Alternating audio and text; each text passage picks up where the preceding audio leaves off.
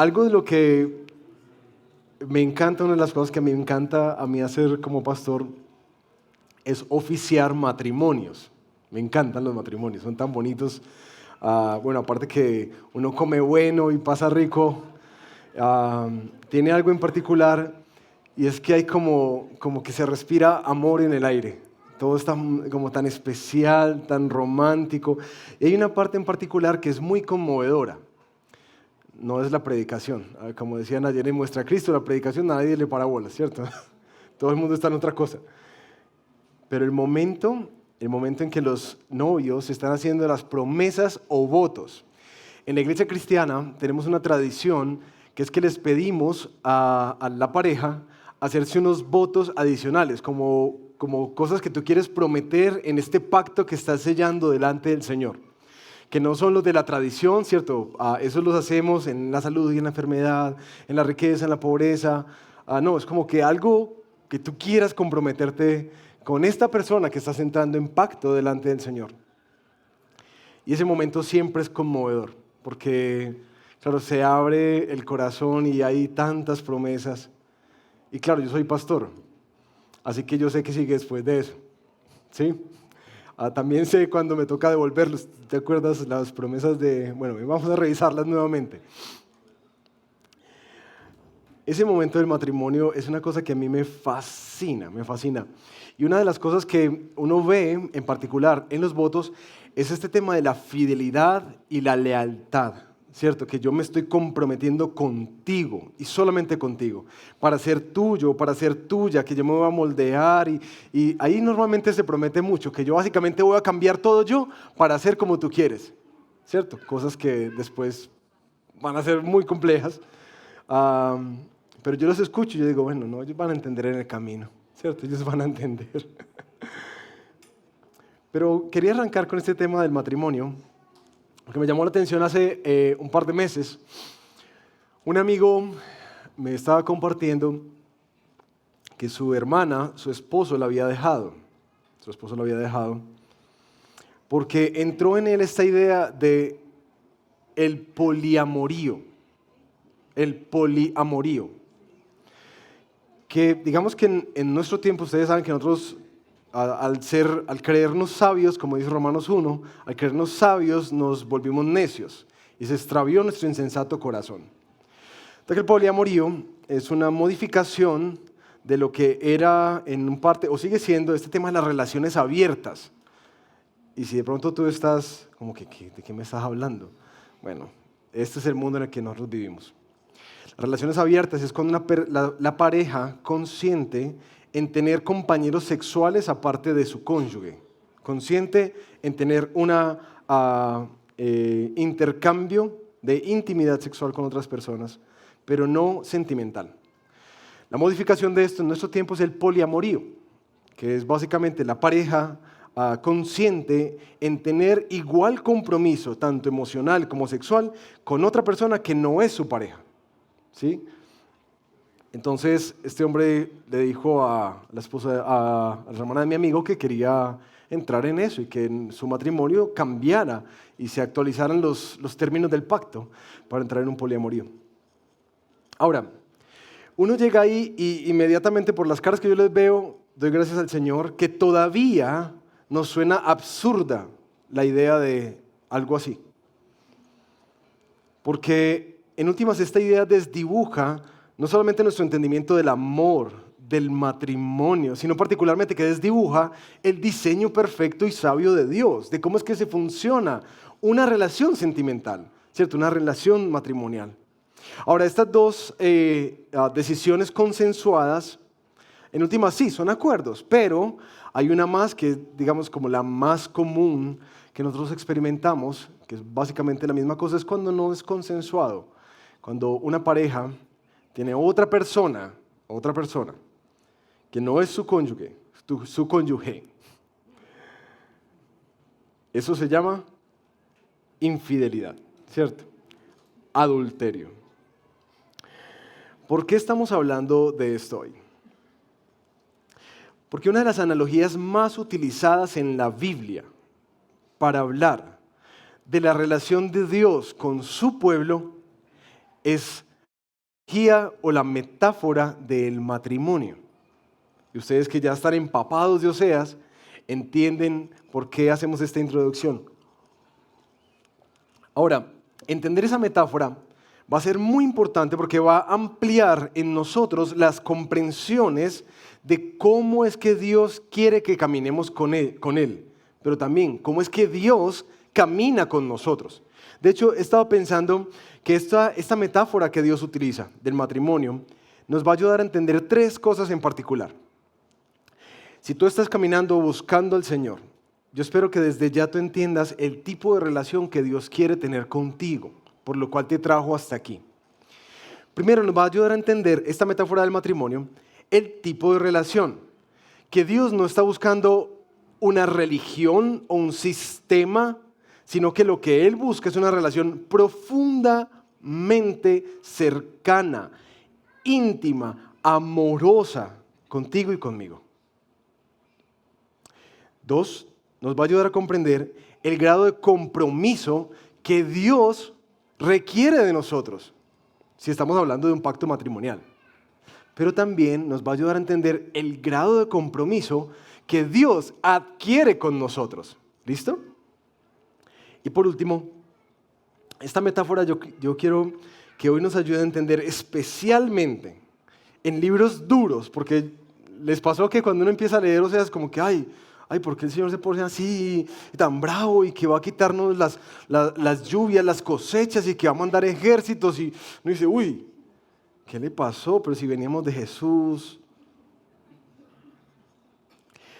La metáfora del matrimonio, particularmente, es la que más nos va a ayudar a entender el tipo de reacción, especialmente de dolor, que experimenta Dios cuando nosotros lo rechazamos a Él.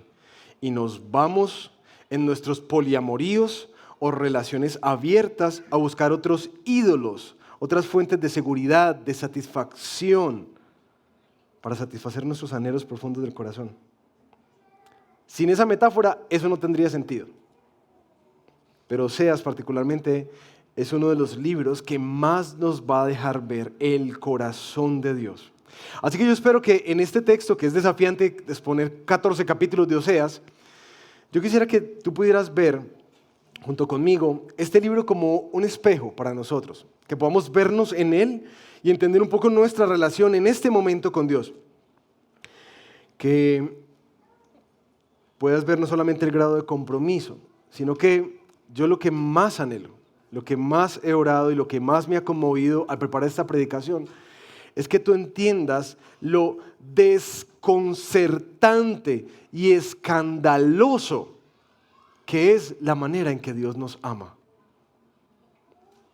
Yo espero que tú salgas como que, ¿pero por qué?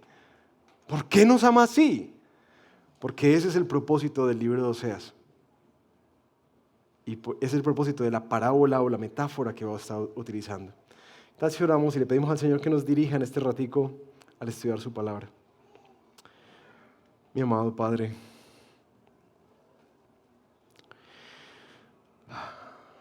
tú conoces las ideas que tenemos de ti. Y te damos gracias por estas metáforas, ilustraciones que tú nos das para ayudarnos a entender todas las dimensiones de la relación que tú quieres tener con nosotros, tu pueblo, tu iglesia. Nosotros te pedimos, Señor, que por favor, a través de este texto, nos dejes vernos, conocernos y arrepentirnos. Que nos permitas conocer tu corazón. ¿Y por qué es que tú actúas como actúas en momentos duros de nuestra vida? Pero también, Señor, déjanos ver lo desconcertante de tu fidelidad a este pacto que has hecho ahora para nosotros en la sangre de Cristo Jesús. Ese nuevo pacto que prometió que para siempre seríamos tuyos hasta el fin. Háblanos, por favor, Señor, te lo pido, en el nombre de Jesús. Amén. Bueno, en cada texto tengo un gran desafío de exponer como el contexto, porque cada profeta expone en una época en particular de la historia. Entonces, no sé si ustedes recuerdan un grafiquito que les mostré de los muñequitos. para que se ubiquen más o menos en estos 3 siglos, ¿dónde es que aparece Oseas? Por allá en el siglo VIII, en el 755, 722, hay algunas discusiones de la fecha porque el autor no la dice exactamente. Nos dice solamente como los periodos en los cuales él predicó. Dice Oseas capítulo 1, palabra del Señor que vino a Oseas, hijo de Beeri, en días de Usías, Jotam, y Acaz y Ezequías, reyes de Judá, y en días de Jeroboam, hijo de Joás, rey de Israel. ¿Listo? ¿Cuándo está predicando? ¿Quién? ¿Y a quién le está hablando? Básicamente no nos dan muchos temas, mucha información acerca de Oseas. Solo nos dice que es hijo de Beeri, no tenemos más información acerca de él. Parece por el conocimiento en su carta que es como oriundo del reino del norte. Y para quienes se perdieron la introducción, el reino de Israel, después de Salomón, se dividió. Entonces generó un reino en el norte y un reino en el sur. El reino del norte se llama Israel y el reino del sur se llamaba Judá. ¿A quién se está refiriendo él? Particularmente la carta, el libro de Oseas está escrito para el reino del norte, el reino de Israel, uno de los reinos más paganos entre los dos, donde más mal y más deterioro se da y que es el reino que va a desaparecer en el futuro. ¿Por qué les está escribiendo a ellos? Ellos están atravesando una época de decadencia social, moral, política y por supuesto espiritual, porque todo va junto. ¿En qué momento y cuánto tiempo está predicando Oseas? Los comentaristas dicen que más o menos el texto, según los reyes que cita, podríamos estar hablando de más o menos unos 25 años de predicación.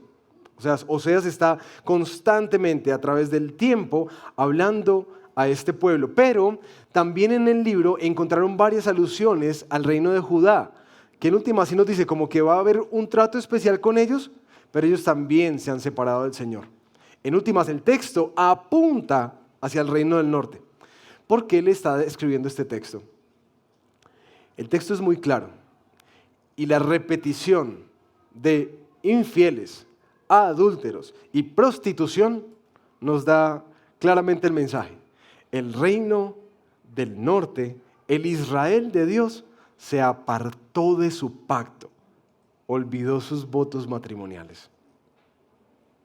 ¿Para qué está escribiendo el Señor? ¿Para qué envía Oseas? ¿Y para qué se compila toda esta información y todos estos oráculos, como se llama cada vez que un poeta habla de parte de Dios? Estos oráculos de los profetas. Una y otra vez hay advertencias de juicio, pero en últimas, tras cada advertencia, siempre hay algo que envuelve el mensaje, y es el llamado a volverse a Dios. Entonces, ¿para qué? Todo lo que estos 25 años de ministerio son para volver a un pueblo rebelde, prostituto, volverse a su primer marido, al Señor. El libro, ustedes vieron que como que cambian la estructura. El capítulo 1, 2 y 3 utilizan toda esta metáfora del matrimonio de Oseas y Gomer. Y después del 4 al 14 se va a hablar toda una compilación que es difícil encontrar como cuál es la estructura y los temas y el orden, si hay como alguna cronología.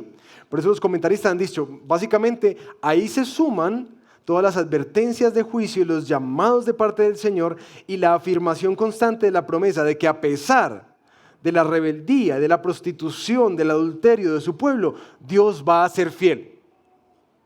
Así que del 4 en adelante es una compilación más bien como desorganizada. Varios autores han puesto formas de tratar de organizar este texto, pero la verdad no hay como algo como un acuerdo entre los estudiosos de cómo es que se ve el texto. Más bien es como una colcha de retazos, una antología que resume todas las predicaciones durante estos 25 años. Ahora ya nos empapamos del contexto. ¿Listo?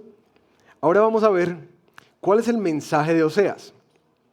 Y he llamado a esta predicación la desconcertante fidelidad de Dios.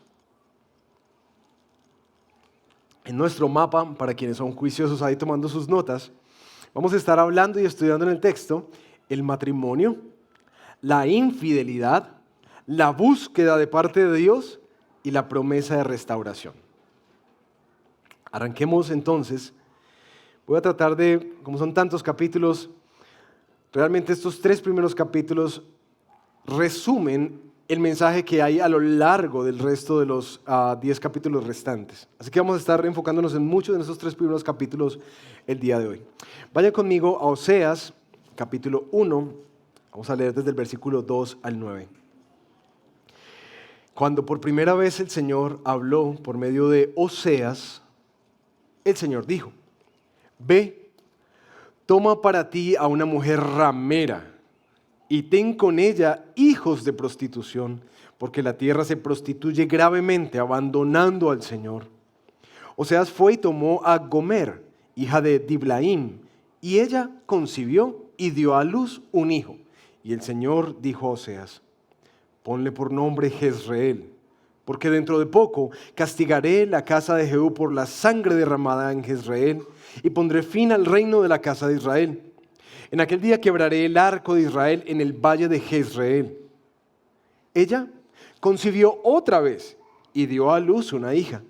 Y el Señor le dijo: Ponle por nombre Lo-Ruhamá, porque ya no me compadeceré de la casa de Israel, pues no los perdonaré jamás. Pero me compadeceré de la casa de Judá y los salvaré por el Señor su Dios. Y no los salvaré con arco, ni con espada, ni con batalla, ni con caballos ni jinetes. Después de haber destetado a Lo-Ruhamá, ella concibió y dio a luz un hijo. Y el Señor dijo: Ponle por nombre Lo-Amí, porque ustedes no son mi pueblo, y yo no soy su Dios. Por favor, cuando vaya a poner un nombre, fíjese primero qué significa el nombre, ¿no? ¿De qué se trata el libro? El libro está envuelto a la luz de una metáfora grande, aunque hay también otra ilustración como Israel, en la relación de Dios con Israel como un padre con un hijo. La que envuelve en general todo el libro de Oseas es el tema del matrimonio y del adulterio. ¿De qué se trata esta metáfora? Dios le está pidiendo a un hombre, que algunos especulan que pudo ser como un sacerdote, y le está pidiendo que él sea una parábola viviente, una metáfora, un ejemplo, una ilustración para el pueblo. Al parecer, Oseas era una persona visible para el pueblo de Israel. Entonces Dios no solamente lo va a mandar a hablar, sino que lo manda con ilustración. ¿Y quién va a hacer la ilustración? Él mismo. Él mismo va a hacer una parábola, una metáfora viviente con su matrimonio con Gomer. Ellos van a ilustrar ese nuevo hogar que se va a gestar, que Dios mandó, se va a convertir en una ilustración de la relación de Dios con su pueblo. Que en últimas es básicamente lo mismo que Pablo dice en Efesios 5, que nuestros matrimonios son ¿qué? Ilustraciones de cómo es la relación de Dios con su iglesia, de Cristo con su iglesia. Sus hijos también serían una ilustración con el pueblo, porque en últimas los iban a llamar: oíste, no compadecida, vení para acá. Todo el tiempo, cuando se criaban, cuando estaban por ahí corriendo en medio de las plazas, o sea, era un recordatorio constante de la no compadecida. Ve, vos que no sos mi pueblo, vení para acá.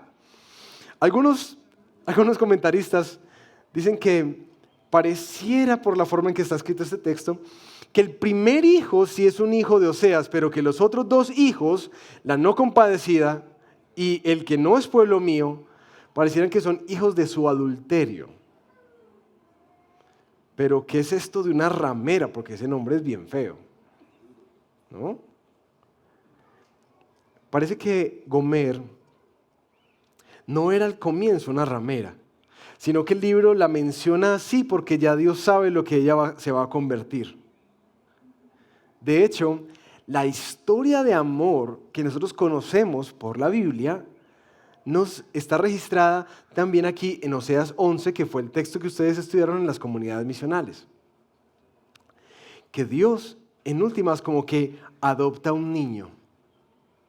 Dios adopta a un niño. Dice Oseas 11:1, cuando Israel era niño, yo lo amé y de Egipto llamé a mi hijo. Oseas 11:3, le enseñé a andar, lo llevé en mis brazos, pero no comprendieron que era yo el que lo sanaba. Versículo 4, con cuerdas humanas lo conduje y con lazos de amor. Le quité el yugo y me incliné y les di de comer. De hecho, no sé si ustedes saben, pero esta misma metáfora la utiliza Ezequiel para hablar exactamente la misma situación. Así que quiero, si tienes tu Biblia, y perdóname que no lo puse en la presentación, no olvidé, Ezequiel capítulo 16, se los voy a leer, porque dice el texto, Ezequiel 16:3.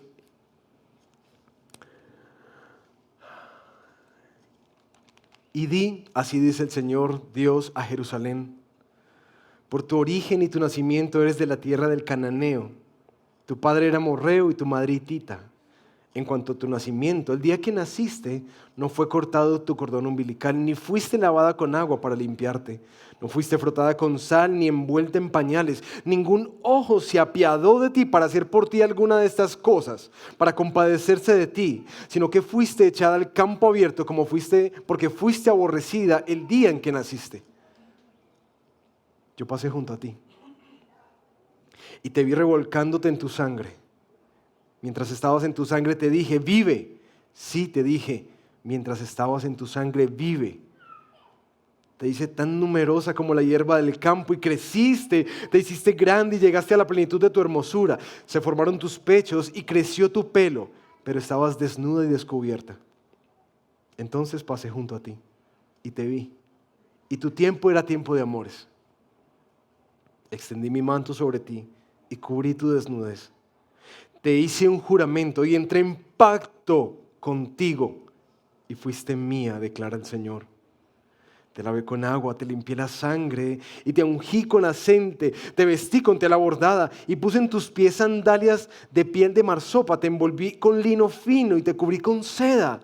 Te engalané con adornos, puse brazaletes en tus manos y un collar en tu cuello, puse un anillo en tu nariz, pendientes en tus orejas y una hermosa corona en tu cabeza. Estabas adornada con oro y plata y tu vestido era lino fino, seda y tela bordada. Comías flor de harina, miel y aceite. Eras hermosa en extremo y llegaste a la realeza.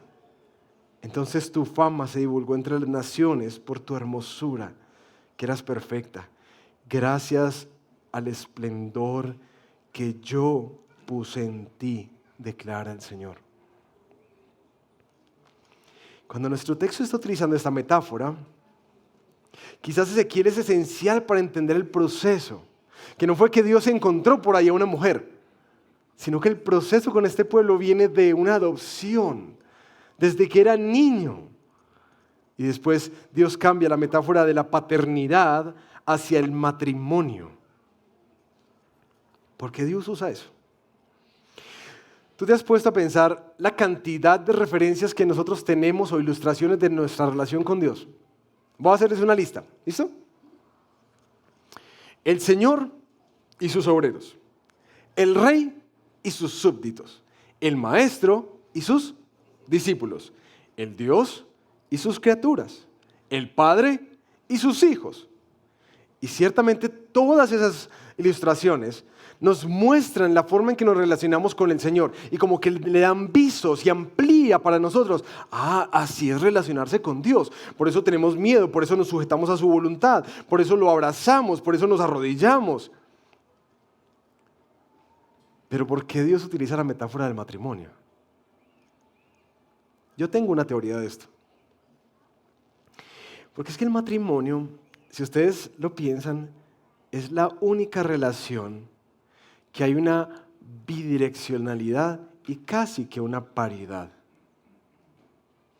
Todas son así, pero el matrimonio es así. Es la única de todas las que hemos listado. Porque Dios utiliza esa metáfora para referirse a nuestra relación con Él.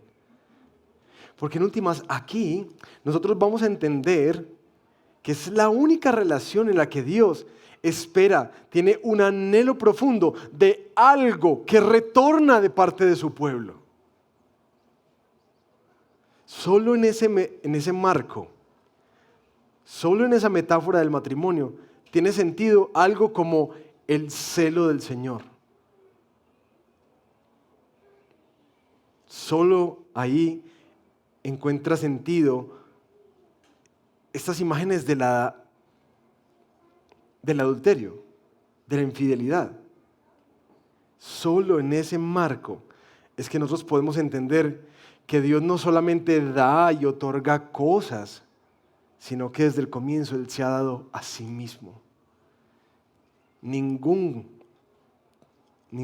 de los textos de los profetas nos va a mostrar ese corazón de Dios. Como dice en Oseas 11, que se revuelca dentro de Él. Cuando ve que tiene que hacer el mal, que tiene que reprender, que tiene que castigar. Pero ¿cómo te voy a tratar así, Efraín? ¿Cómo? ¿Cómo te voy a dañar? Porque te amo profundamente.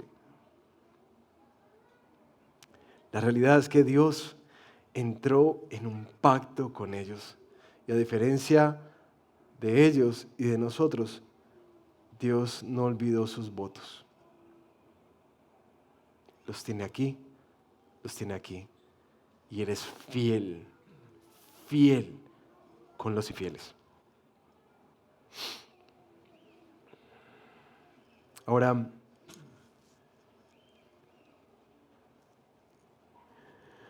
¿cómo luce la infidelidad del pueblo?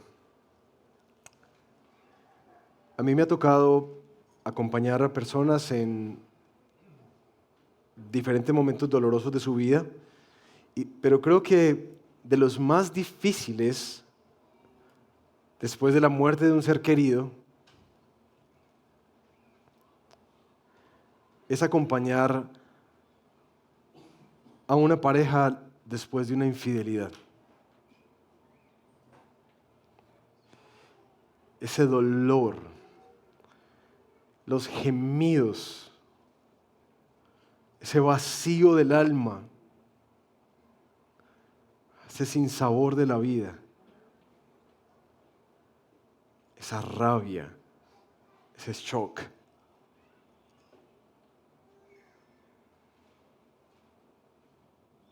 Eso, mis queridos, es lo que yo quiero que ustedes tengan en mente a la hora de leer la infidelidad. Porque la metáfora está hecha para que nosotros leamos todo a la luz de eso. Oseas 2, versículo del 1 al 13. Digan a sus hermanos, a mí y a sus hermanas Ruhamá, discutan con su madre, discutan porque ella no es mi mujer y yo no soy su marido. Que quite pues de su rostro sus prostituciones y sus adulterios de entre sus pechos.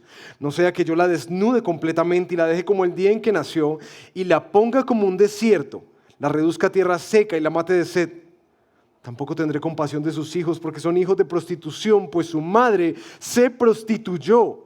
La que los concibió se deshonró, porque dijo, iré tras mis amantes que me dan mi pan y mi agua, mi lana y mi lino, mi aceite y mi bebida. Por lo tanto, voy a cercar su camino con espinos y levantaré un muro contra ella para que no encuentre sus senderos. Ella seguirá a sus amantes, pero no los alcanzará. Los buscará, pero no los hallará. Entonces dirá, iré y volveré a mi primer marido, porque mejor me iba entonces que ahora. Pues ella no sabía que era yo el que le daba el trigo, el vino nuevo y el aceite, y le prodigaba la plata y el oro que ellos usaban para Baal. ¿Cómo describe Oseas la actitud de este pueblo? ¿Se dan cuenta que la imagen no es como un desliz? Que hay un deseo constante, como una sed de los amantes. Porque es que esos amantes le dan el pan, el agua, la lana, el lino, el aceite, la bebida. Así que Dios va a hacer ¿qué? Cercarlos para que se devuelvan, cerrarles el paso. Pero ellos no entienden que eso que ellos le atribuyen a los Baales, realmente era Él que se los estaba dando. Era yo el que le daba el trigo, el vino nuevo y el aceite. Aquí está un esposo que ha prodigado su amor constantemente, como nos mostró Ezequiel. Desde pequeñitos, les da y les da y les da. Y ellos, por alguna razón, empezaron a pensar que eran otros los que les daban su sustento, su bendición y su prosperidad. Ellos dicen, ellos no entendían, no sabían que era yo. Pero ¿quién es este Baal? Porque Baal aparece varias veces en el texto. En la religión de los cananeos, en el tiempo de Israel, ustedes recuerdan que ellos llegan a una tierra, ¿cierto? Y en esa tierra existían otros pueblos. Y Dios les dijo que no se juntaran con estos pueblos, porque en últimas los iban a influenciar. Y efectivamente eso pasó. Ellos desobedecieron, dejaron los pueblos y se aliaron con los pueblos y absorbieron la cultura de ellos.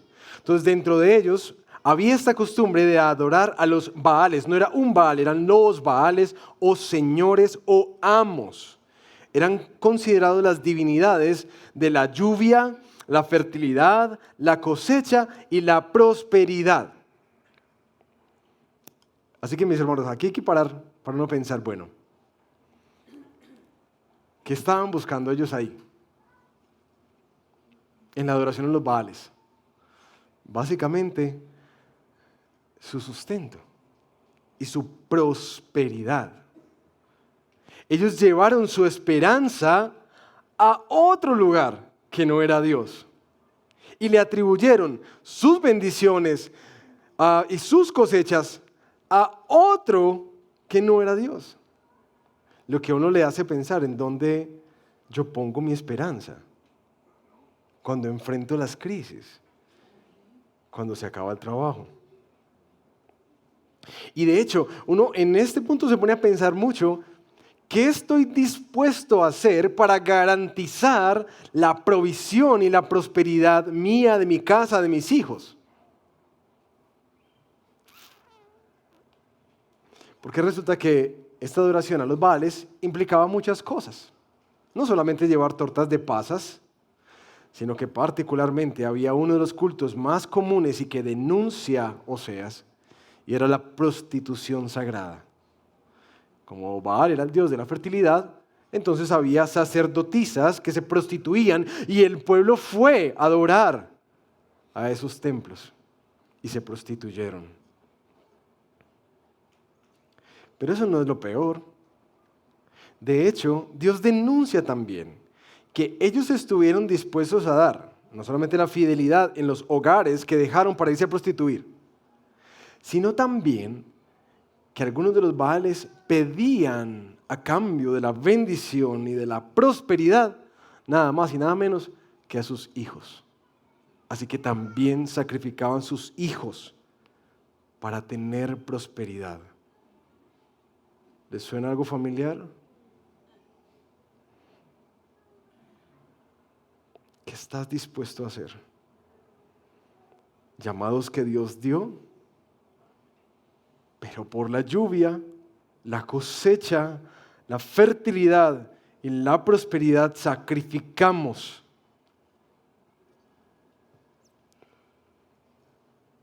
¿Pero en qué más consistía la infidelidad?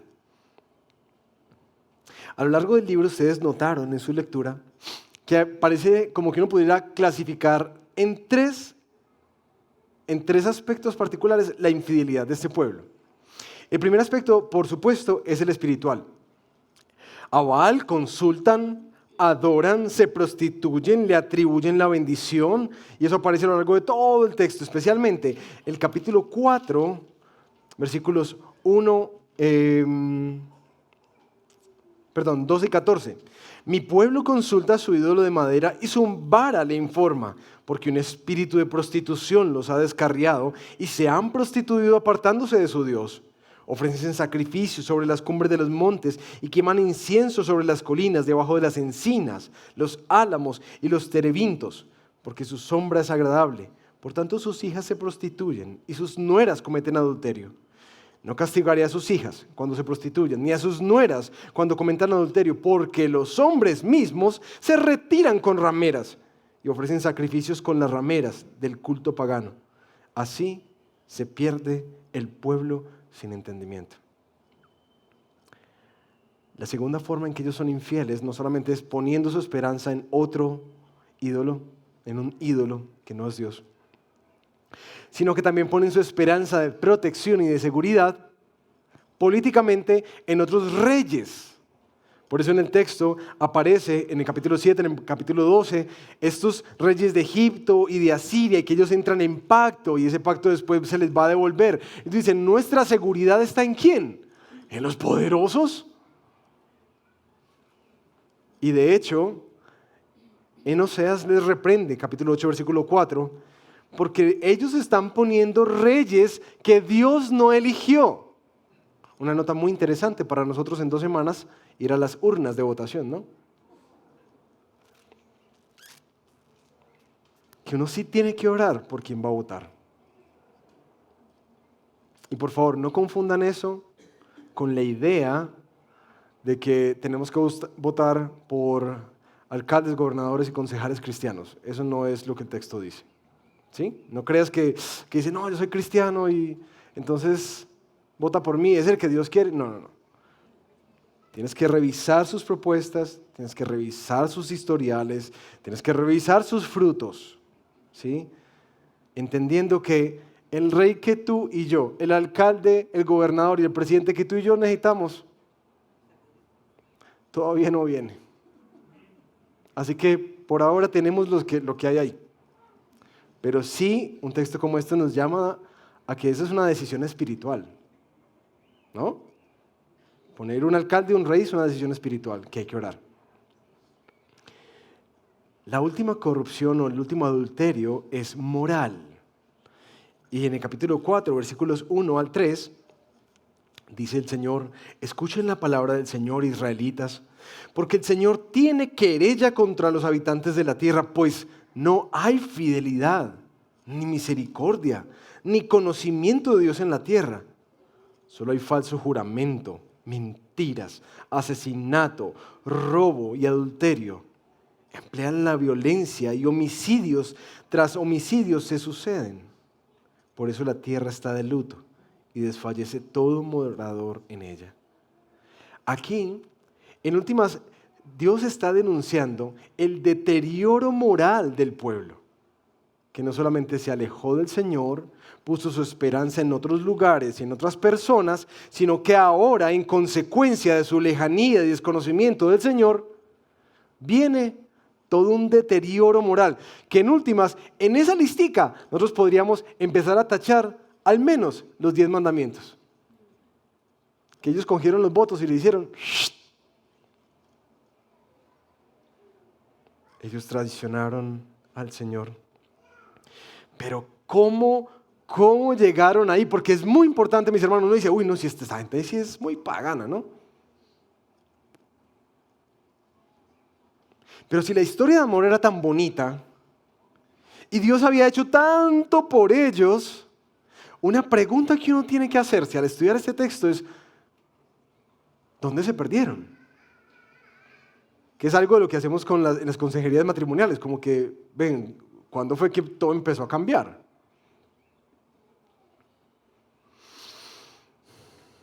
Es muy interesante que el texto hace alusión constantemente a la prosperidad.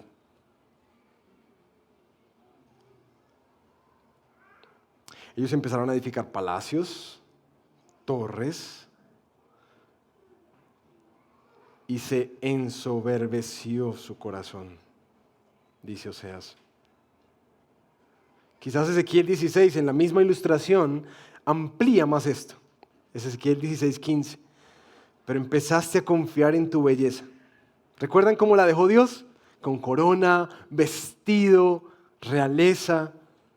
pero empezaste a confiar en tu belleza, a prostituir tu fama. Sin ningún pudor te prostituiste con el primero que pasaba. Luego tomaste la hermosa ropa que te di y con ella decoraste tus santuarios dedicados a la fertilidad. Y allí te prostituiste de una manera nunca antes vista. Con el oro y la plata de las joyas te hiciste ídolos y te prostituiste con ellos. Vestiste a tus ídolos con la hermosa tela que te di. Luego les ofreciste mi aceite y mi incienso. Les ofreciste lo que te di, el mejor trigo, el aceite y la miel, como un sacrificio de olor fragante para seducirlos. El Señor Dios así lo ha dicho. Es muy claro en qué momento se prostituyó este pueblo. Y Dios se los había advertido. Les había dicho, tengan cuidado de no olvidarse cuando ahora llegue la prosperidad. Y digan, mi mano me trajo hasta aquí. Y mis hermanos, ahí uno tiene que tener claro que la riqueza y la prosperidad y la tranquilidad, en los términos que tú las definas, es un lugar peligroso para estar. Y lo más irónico es el lugar en el que todos oramos por estar. Ay, Señor. ¿Cierto que sí? Es el lugar donde todos queremos estar. Porque como nos decían en nuestra Cristo, un poquitico de plática. Pero Dios se los anunció y aquí efectivamente está pasando. Ellos olvidaron al Señor y todo lo que Dios les había dado se lo empezaron a atribuir a otras deidades, a otras personas, a su propia mano. Esa prosperidad que gozaron se convirtió justamente en el lugar de su caída. Y nosotros lo tenemos muy claro, ¿no? Nosotros lo tenemos muy claro. ¿Cuándo es que uno busca más a Dios?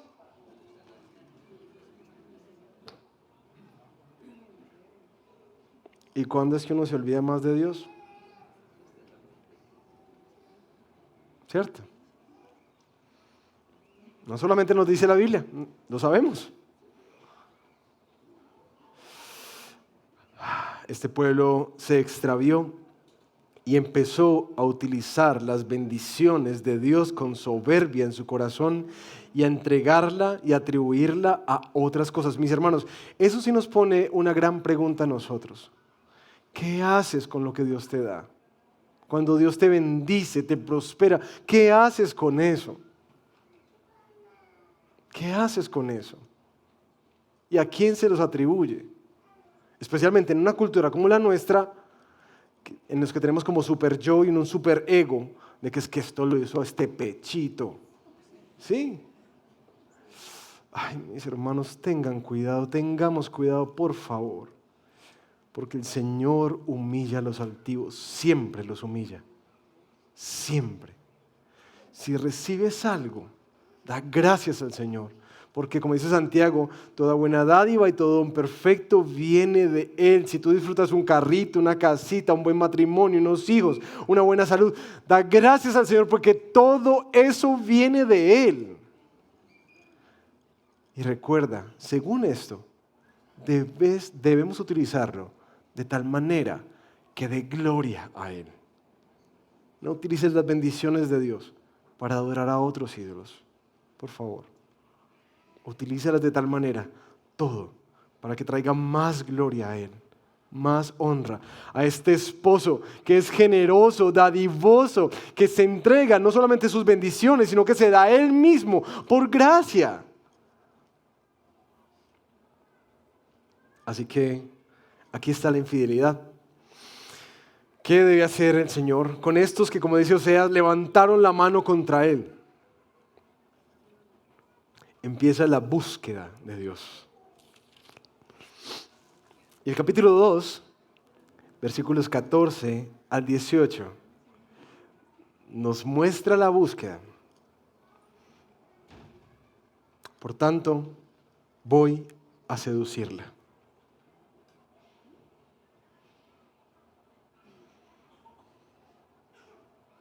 ¿Ustedes recuerdan que les decía que el dolor más grande, uno de los dolores más grandes que he podido experimentar al acompañar a otros tiene que ver con la infidelidad?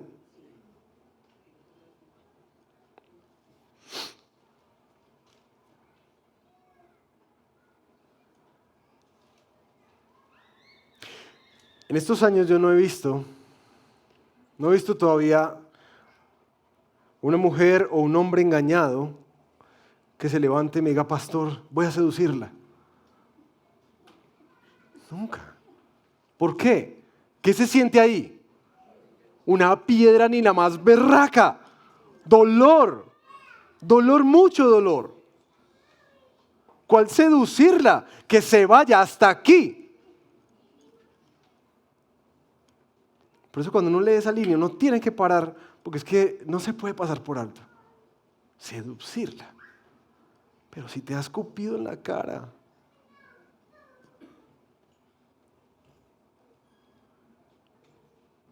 no fue un desliz, es una descarada.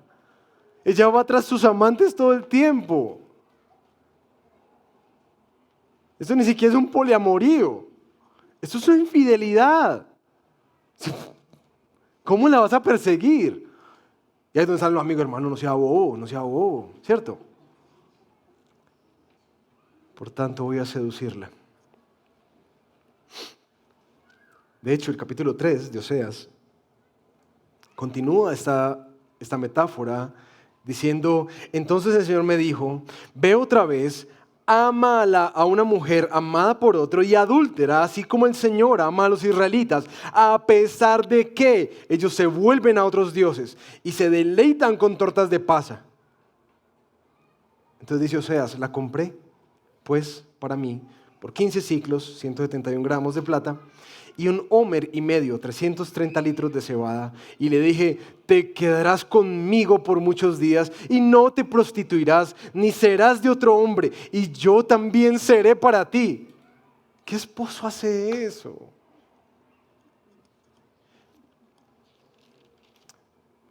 Porque aunque hay una discusión teológica, sí hay un punto en particular donde uno ve que estamos hablando del mismo matrimonio. De hecho, los comentaristas en el contexto cultural muestran que Gomer llegó a tal grado o degradación que ella deja a Oseas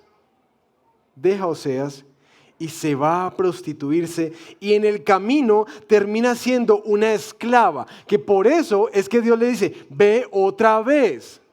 Y ahora ya no se casa con ella, sino que la tiene que comprar, porque ella tiene otro dueño.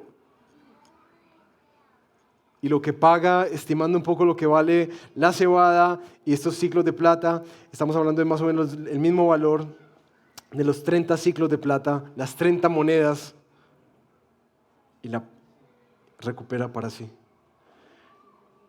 Es decir, no es una mujer normal. Y esta mujer llegó a degradarse a tal punto que se volvió una esclava de prostitución. Peor aún. Peor, ¿cómo va a ir allá? Y Dios le dice, ve y ámala.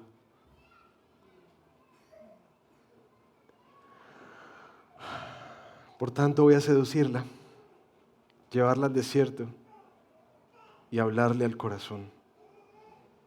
Allí, ¿dónde? En el desierto. Le daré sus viñas y el valle de Acor por puerta de esperanza. Y allí, ¿dónde?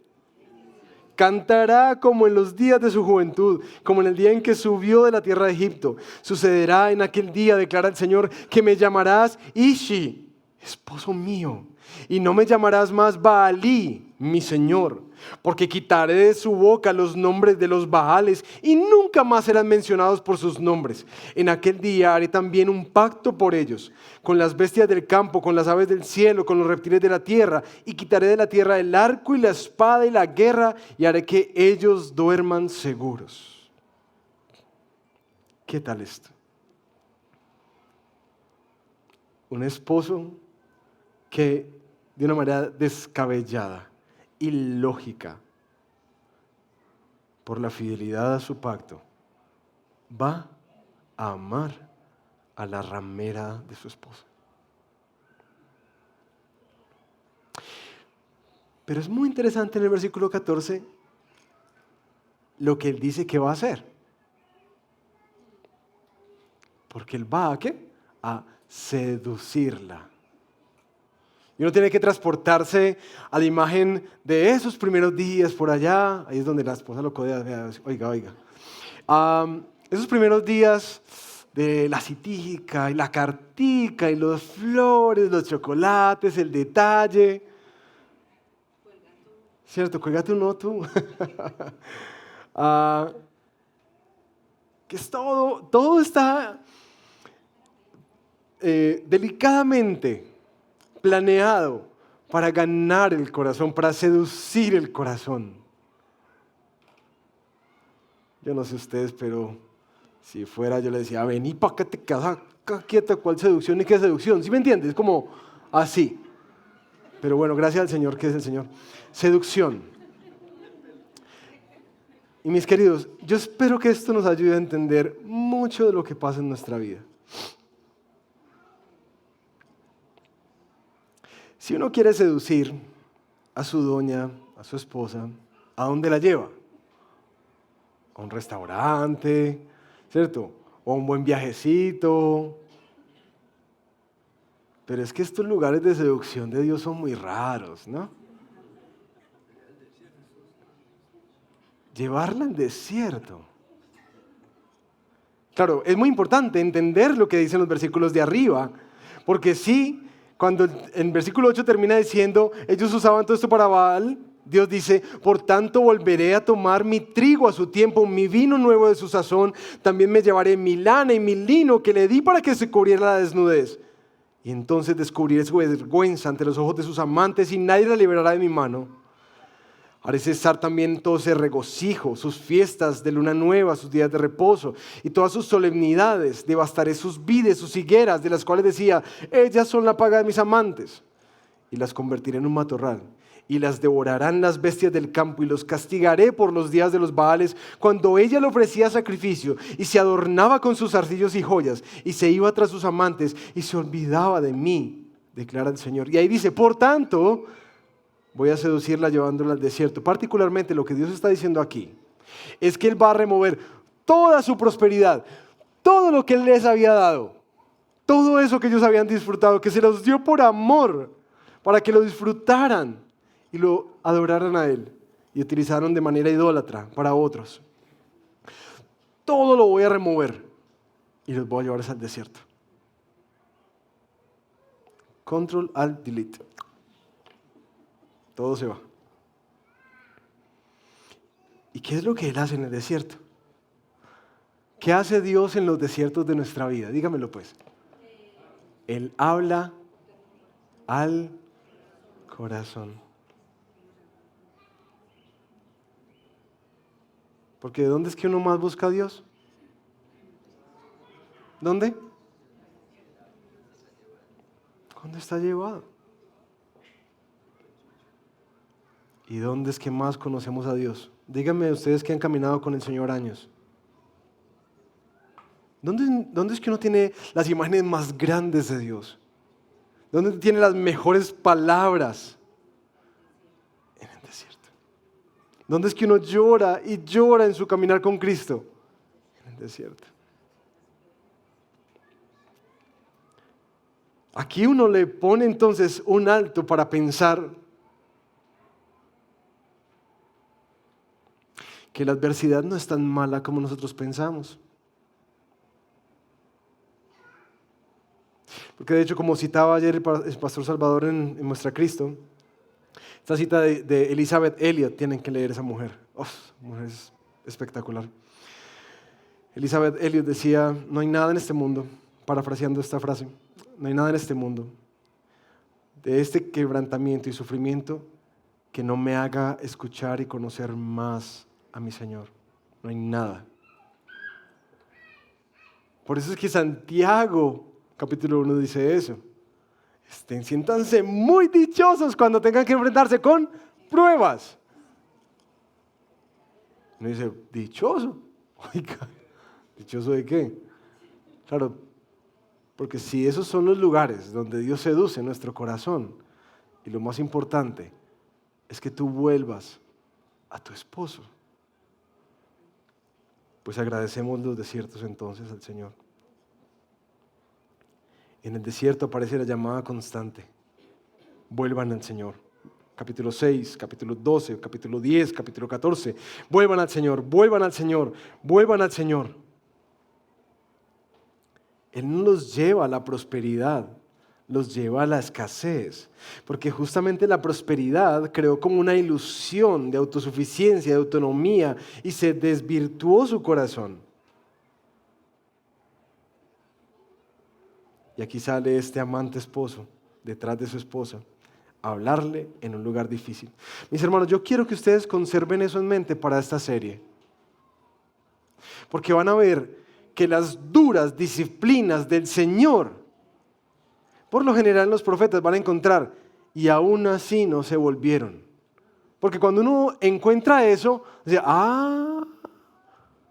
entonces Dios no se está desquitando. No, Dios no se está desquitando. Dios está utilizando todos los medios posibles para traerte de vuelta a Él.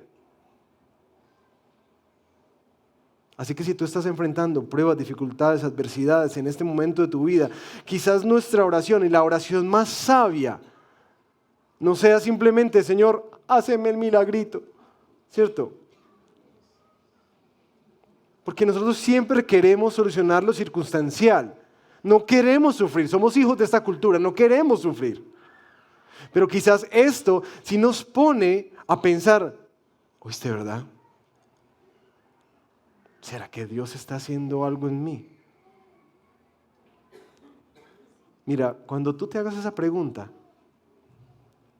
te va a rescatar y te va a poner unas gafas nuevas para ver todo lo que está pasando en tu vida. Porque si el propósito mayor de Dios no es que tú estés bien, feliz y tranquilo, claro, ese es su propósito, por eso nos prometió una herencia eterna. Él la prometió. Pero en este tiempo, Él dice que sufriremos y que utilizará todas estas cosas. ¿Para qué? Para nuestro bien, a los que amamos al Señor. Romanos 8:28, ¿cierto? Ay, verdad. Entonces, Señor, ¿qué estás haciendo en este desempleo? Señor, ¿qué estás haciendo en esta soledad? Señor, ¿qué estás haciendo en esta enfermedad? Señor, ¿qué estás haciendo en estos conflictos, en esta depresión? Señor, ¿para qué es este desierto? Porque yo veo que tú utilizas esto y como les he dicho a algunos en consejería, mis hermanos, la adversidad, las dificultades y las pruebas básicamente son la materia prima de Dios para volver tu corazón y el mío a Él. Así que no desperdiciemos las pruebas. Busquemos con sabiduría entender qué es lo que Dios está hablando. Porque no es solamente, no tengo trabajo, dame trabajo, no tengo esposo, dame esposo, estoy enfermo, sáname. No es solamente así, es una vida muy lineal. Dios está haciendo mucho más, mucho más. Y creo que si les preguntara a cada uno, mirando hacia el pasado, estoy seguro que me dirían, pastor, sí, yo no soy igual. ¿Sabes qué? Y he estado agradecido por algunos que me dicen, yo agradezco al Señor eso porque eso me cambió para siempre. Sin embargo, gracias al Señor que hay una restauración y aparece en ese mismo capítulo 2, versículos 18 y 19. Te desposaré conmigo para siempre. Sí, te desposaré conmigo, por si de pronto no lo escuchó. En justicia y en derecho, en misericordia y en compasión, te desposaré conmigo en fidelidad y tú conocerás al Señor. ¿Saben por qué? Porque a lo largo de todo el libro, lo que está detrás de todo su deterioro y de sus extravíos y de sus idolatrías, ¿saben qué era lo que había? Que ellos no conocían al Señor. Por eso, como no conocemos al Señor, es que pensamos que en otros lugares hay más esperanza para nosotros, que en otros lugares hay más seguridad para nosotros. Mi pueblo pereció por falta de conocimiento. Les faltó Biblia. Les faltó Biblia, conocerlo a Él. Desde ahí, todo se les fue. Por eso esa promesa de restauración dice, y tú conocerás al Señor, y sucederá que en aquel día yo responderé, declara el Señor, responderé a los cielos, y ellos responderán a la tierra, y la tierra responderá al trigo, al vino nuevo y al aceite. Y ellos responderán a Jezreel, La sembraré para mí en la tierra y tendré compasión de la que no recibió compasión. Y le diré al que no era mi pueblo, tú eres mi pueblo. Y él dirá, tú eres mi Dios. Dios promete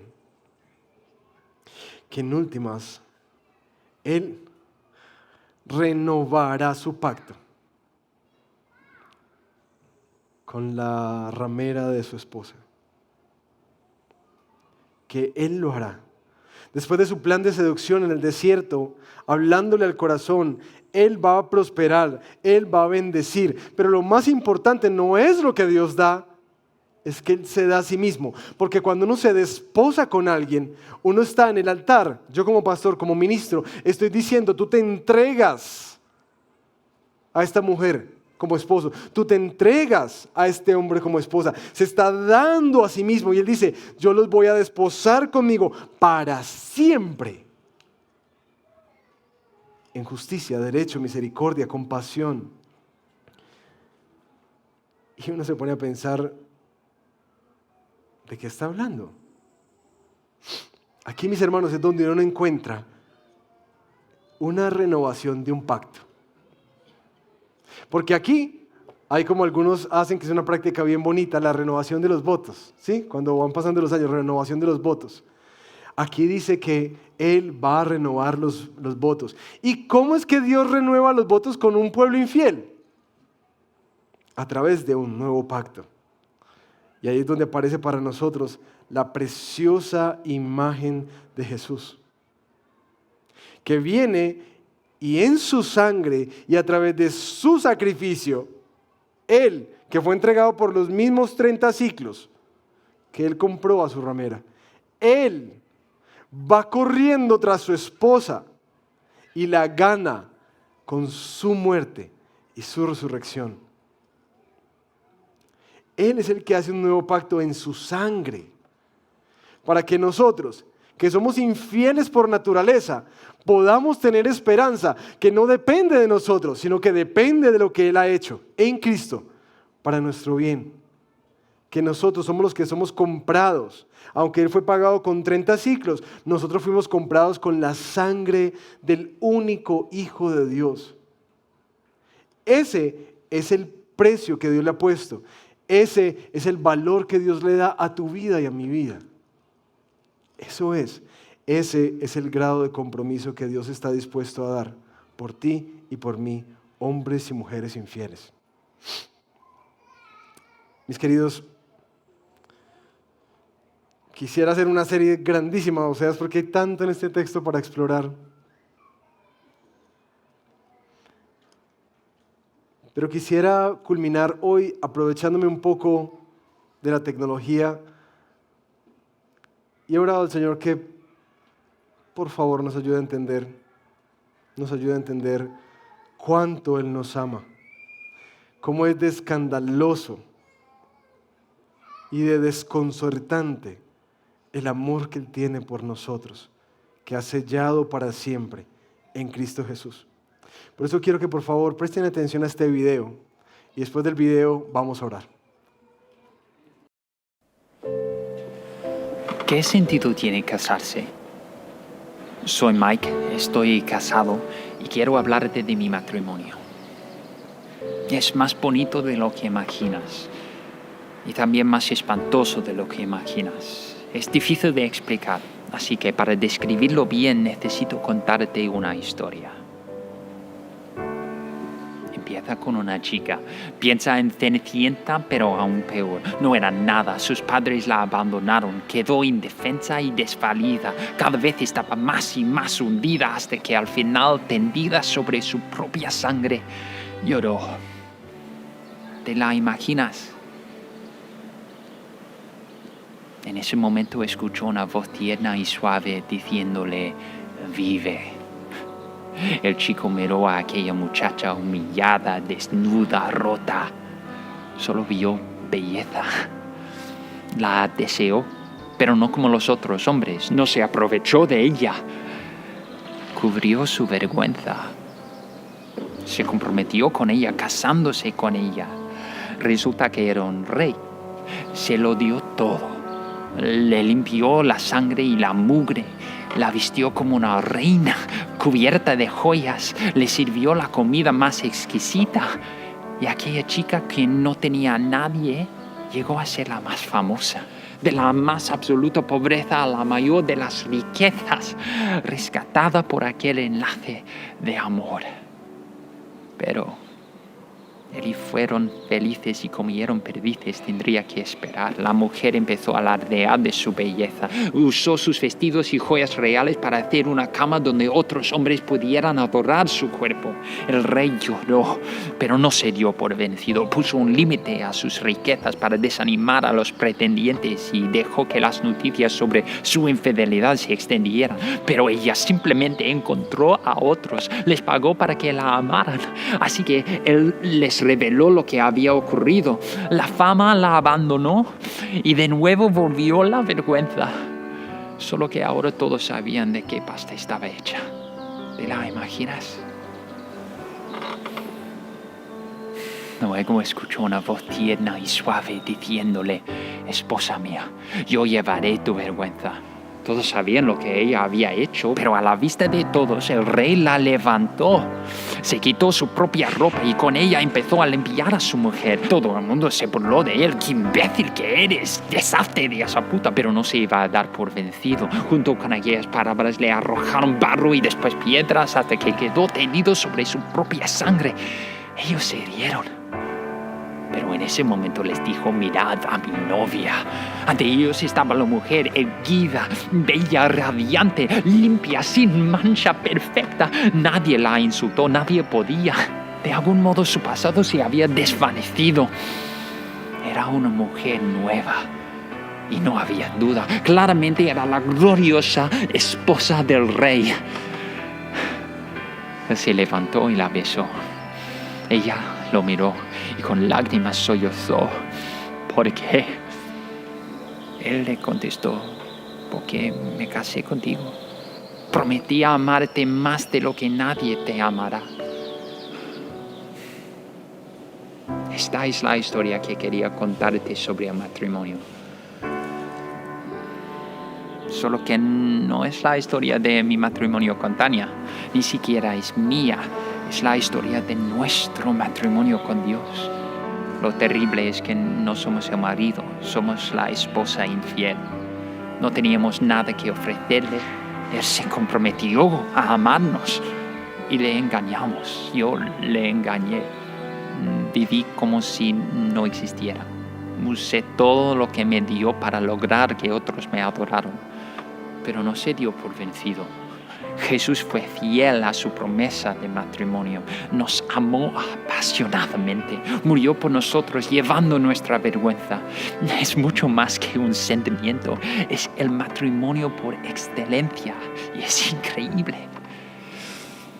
Cuando Tania y yo nos casamos, nos comprometimos a amarnos de forma exclusiva, tal como Jesús nos había amado, con los ojos puestos en nuestro matrimonio eterno con Él. Es increíble. Tania lo hace al entregarse por mí fielmente, apasionadamente y pacientemente, a pesar de mis faltas y mis miserias. Yo intento hacer lo mismo. Recuerdo mi compromiso a amarla tal como Jesús me ama y no me doy por vencido. Me encanta nuestro matrimonio, pero me encanta aún más porque me ayuda a mí y a nuestra comunidad, a todos, a buscar y reflejar nuestro matrimonio con Jesús. ¿Conoces tu historia de amor? ¿Estés casado o soltero? Recuerda a nuestro marido. Él te ama. Se ha comprometido contigo. Los matrimonios deberían ayudarnos a todos a anhelar nuestro matrimonio con Él. A veces lo olvido. Tal vez la próxima vez que nos veamos me podrías recordar cuál es el matrimonio por excelencia en el que vemos qué significa amar de verdad.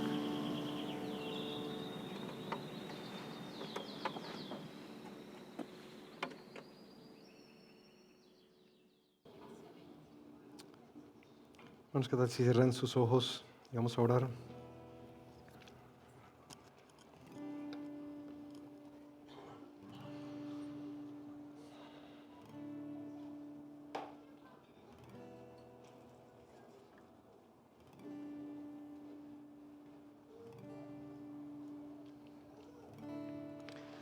Te pedimos perdón, Señor.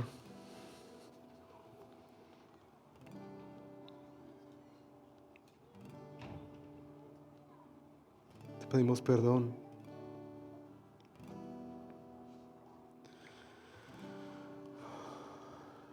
Nunca nos habíamos imaginado el dolor de tu corazón después de tanto que has hecho por nosotros. Te pedimos perdón por nuestras idolatrías, por las formas en que ponemos esperanzas en otros lugares, personas, empresas.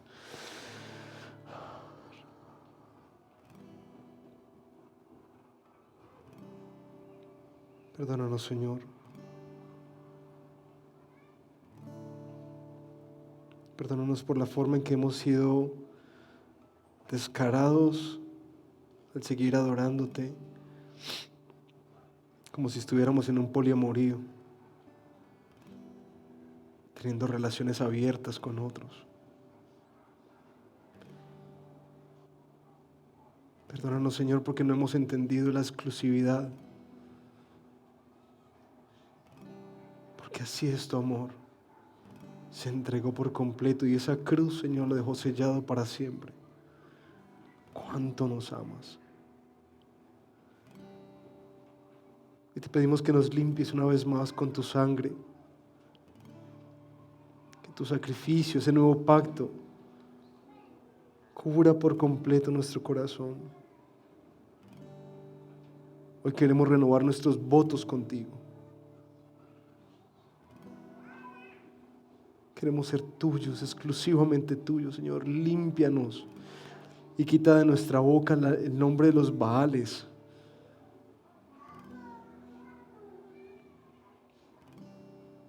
Renueva en nuestro corazón un espíritu recto que te busque, que te ame. Gracias, Señor, porque entender lo que hiciste en la cruz es justamente lo más escandaloso, que nos recuerda que nada nos podrá separar del amor que hay en Cristo Jesús. Si fue escandaloso ver a Oseas comprar a esta ramera por 30 ciclos de plata, más escandaloso es para nosotros ver cómo entregaste a tu Hijo por nosotros. Te pedimos que, como dice el apóstol Juan en su primera carta, nosotros le amamos porque Él nos amó primero.